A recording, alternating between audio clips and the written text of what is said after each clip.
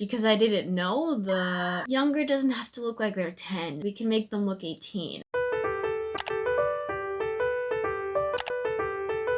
Hi everyone, welcome back to Bean Queenie. Today we're going to be talking about games and how much I love games, specifically Nintendo Switch games. I really like all games, but I've been playing a lot on the Nintendo Switch lately, and I just thought I'd share some of my top 3 favorite Nintendo Switch games. Number 1, we have Fire Emblem Three Houses. This game came out a few years ago, and I always liked the Fire Emblem series, so I was super hyped when this came out. I remember watching all the trailers, and they were even on my YouTube ads, which was like crazy to me. I didn't know the magnitude of how popular the series was, so this made me just super happy that other people like Fire Emblem too. So let me just get into why I really like Three Houses and why I think you should play it too. So Fire Emblem is a tactical RPG. It's based on war and politics. So you go through the story as a protagonist where there's branching storylines. So it's an opportunity for multiple playthroughs. And you have 3 different paths that you can go along. Well, spoiler, 4 different paths you can go along. And your decisions they make along the way really decide what path you go on. So one playthrough could have a completely different story from the other playthrough. So what I love about this game is that there's different story paths and multiple different endings. I really love how your decisions along the way really impact the story and what you get out of the story. Character development for the most part is amazing. You really learn about your character's backstory,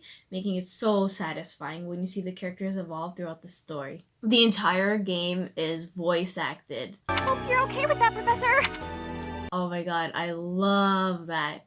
This should be the standard for all Switch games, especially at the high-end price point. Oh wow, it was such an experience not having to read everything. Well, I still read everything. But you know what I mean? Having it all voice acted felt like you were very much immersed in the game. I really like the variety of difficulty levels in this game as well. It really opens up the opportunity to have different types of players at different skill levels playing the game. If you haven't played any Fire Emblem games previously or you're just not good at tactics, all the difficulty levels make it so that you can enjoy the story, but without getting so frustrated you just quit the game. And also on the other end, if you're really good at these type of games, if it was just a normal mode, just one mode, you might find it too easy and you'd get bored and not challenged at all. The fact that you have higher difficulty levels as well makes it so more types of players can play the game. All great things do have cons, and I really feel like critiques are what makes maybe future games better. Pointing out critiques means we can have our favorite games, even if it's the 1-2% that we dislike. We could just talk about what could have made the game a little more better to perfect. So my personal cons about this game is the Edelgard story route is just too short. Many people have probably said this and you've probably heard this before, but it's only 18 chapters when everybody else's story route goes into the 20 chapters. So that's kind of sad because she's the only female house leader for the storyline you want to play, and it's such a shame her route is just a lot shorter than the rest of them. Another con would be some characters' relationship dialogues are based on something stupid and uninteresting.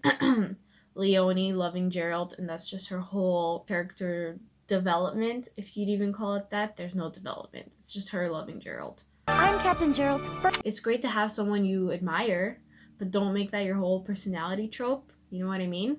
So that bugged me.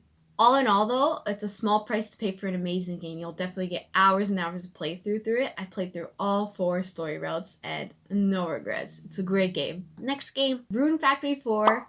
Specifically Rune Factory 4 Special. So I may be a little biased here, but I've been a long time Rune Factory fan. I've played Rune Factory 1, Rune Factory 2, Rune Factory 3, Rune Factory 4, now awaiting Rune Factory 5, which I'm so excited for it to be released in North America. I'm on that pre-order. Oh my gosh, I cannot wait. I'm so excited. So if you haven't heard about the Rune Factory series in general, all of them are farming simulation / RPG games. Rune Factory 4 Specials as well follows like the rest. It's a farming simulation / RPG. It's pretty similar, I'd say, to Stardew Valley in the fact that it is a farming simulator that also incorporates fighting. Characters' issues / problems are not as realistic as Stardew Valley because it takes place in a more fantasy kind of universe. But, fun fact, it did come before Stardew Valley. Not saying it's better, but just saying they did it earlier. So, it has a lot of aspects of Stardew Valley that makes it great.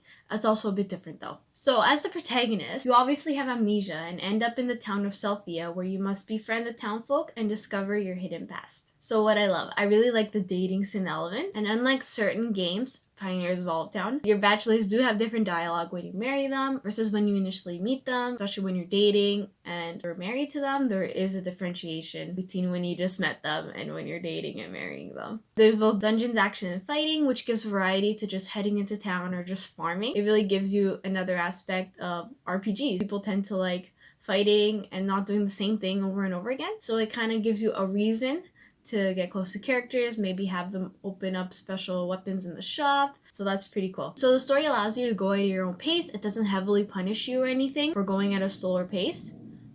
So that makes it possibly a relaxing game for a lot of players, so you're not pressed for time when you have to complete certain tasks. There's plenty of post-game content too, like the Demon's Den, which is only accessible only the first week of each season, and Newlywed Mode, which is extra content for your marriage partner, and this is specific to Rune Factory 4 Special. Also, the anime vibe is so cute. I really like the art style. I love the portraits, unlike certain games. Pioneers again. The portraits are really cute. It really shows off the expressions different characters have when they have certain dialogue. So I think that was really beautifully done. Time for the cons, unfortunately. So you can only date the same gender.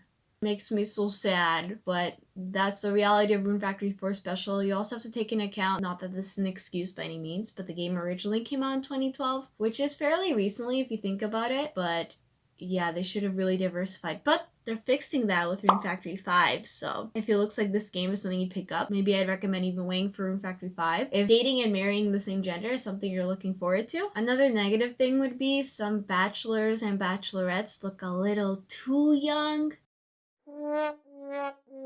Even for anime standards, and it kind of feels like a crime dating them. Police freeze! Yeah, I didn't even think of them as marriage candidates, even though they could have been. It just felt so wrong. Why would they? I get that you want to appeal maybe to like a wide variety of people. Maybe someone likes an older looking bachelor or a younger one, but younger doesn't have to look like they're 10. We can make them look 18. You know what I mean? And one of the major cons, which you've probably noticed by now, is the graphics. This game was made in 2012. They were limited by the DS, but I think even by DS standards, the graphics were a little bit off-putting. And they re-released this game for the Nintendo Switch, but compared to the graphics we have now, it looks like it really needs some help. In my opinion, it's what might be the major thing that would turn people off from this game, which is such a shame. Such a good game story-wise, it offers such a variety of different mechanics. Such a shame. Next game, our third game of this video is, if you haven't guessed it by now, one of the most popular, well-made Nintendo Switch games. We have Zelda Breath of the Wild. Such a great game. If you haven't heard of this game yet, you're definitely living under a rock.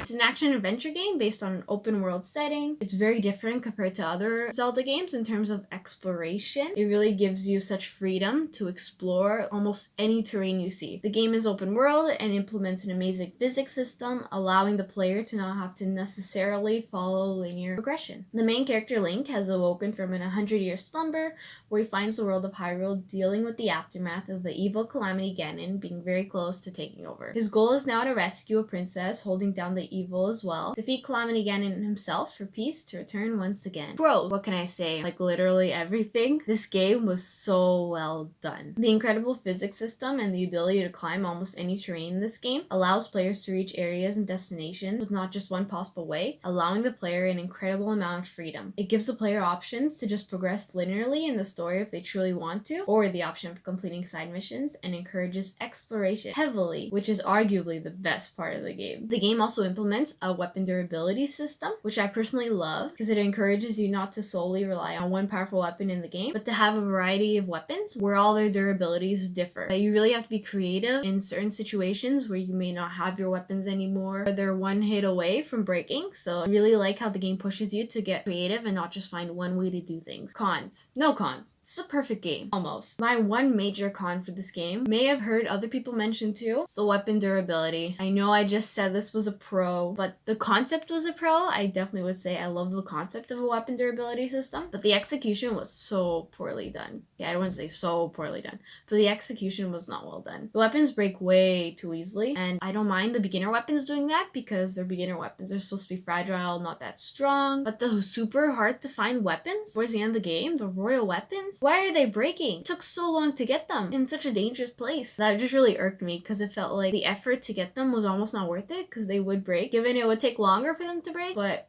I really hated that. I didn't feel like it was worth the trouble of getting them. That is my only complaint though. So, hope you guys enjoyed my top 3 favorite Switch games. Let me know if you agree or disagree. I'm open to critique, also learning about new Switch games, so feel free to share with me if you'd like. Alright, thank you guys so much for watching. Don't forget to subscribe, click the like button, and leave a comment down below, and look forward to any future videos. Bye! Breath of the Wild time.